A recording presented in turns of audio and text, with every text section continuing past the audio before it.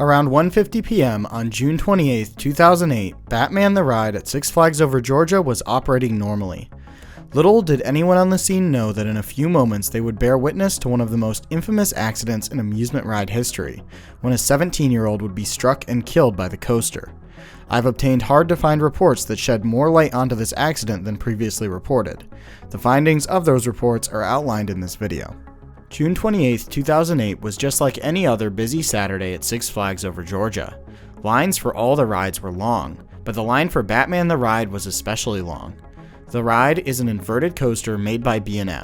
Added in 1997, in 2008 it was still one of the most popular rides in the park. By 1 p.m. the line for Batman was up to 120 minutes. A large group of teen boys was visiting the park that day with a church group. The group entered the line for Batman around 1:40 p.m. What happened next is not exactly clear, but it is known that the group of boys attempted to get ahead of the line by jumping over some fences around the ride. The group eventually ended up right here, right along the perimeter fence of the ride near the parking lot. Due to the danger presented by the ride inside of these fences, Six Flags had placed a security position near the fence in the parking lot. The security officer stationed there noticed 2 of the boys inside the fence, as well as 4 others walking around the outside of the fence talking to the group inside. Security told the boys outside the fence to leave and had the group inside the fence return to the ride queue line. It's worth noting that the group of 2 inside the fence were not in immediate danger, as they were not directly in a ride danger zone, just a restricted area not intended for unauthorized access. As security was escorting this group of 2 back to the queue line, they noticed another boy in the ride's danger zone, directly under the operating ride, apparently attempting to reach the group security was escorting. Security ran over to the boy in the ride area. By the time they got there, they saw one boy running away rapidly from the ride and another boy laying on the ground motionless as the coaster train flew by. Guests in the Flash Pass line were able to fully witness the event. The Flash Pass attendant and several guests from the Flash Pass line ran up to the station to tell the crew to stop operation and that someone had been hit. Seconds later, security arrived and directed the crew to clear the ride area of all guests and evacuate the riders still on the ride.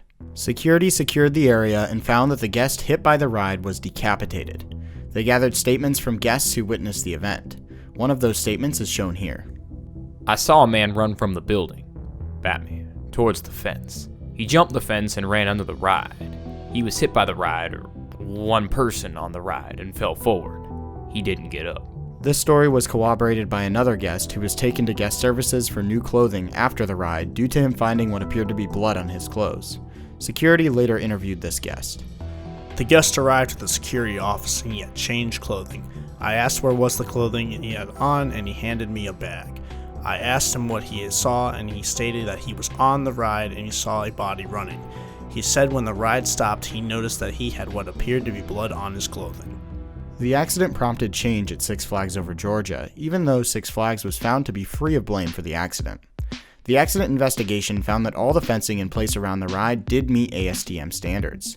However, due to the extreme hazard presented to personnel inside the fencing of the ride, the state of Georgia mandated that the number of signs and the size of those signs on the fencing be increased.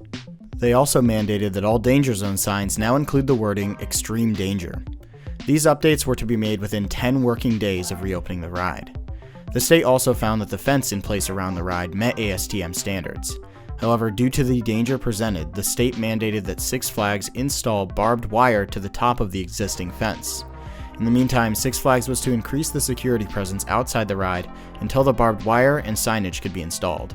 These changes were put into place and Batman the Ride at Six Flags Over Georgia reopened to the public the following Wednesday, July 2nd, 2008.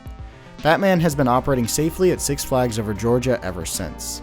Many of the changes, such as the upgraded signage, were transferred to other Six Flags parks across the nation. Interestingly, this exact ride experienced a similar accident in 2002 when a landscaper entered the danger zone underneath Batman in order to perform some work. It's said that the ride began cycling during this time and the landscaper was hit and killed. This reportedly caused Six Flags to increase its enforcement of lockout policies for employees. As for why the operators in both accidents didn't stop the ride before it struck both victims, the area of the ride where both accidents occurred was outside of where operators in the station could see. The station design of Batman the Ride is very closed off, and so most of the ride area is not visible from the ride's platform. Additionally, even if the ride operators had noticed someone in the danger zone, there would likely be very little they could do to stop the ride, assuming the train was already clear of the lift hill.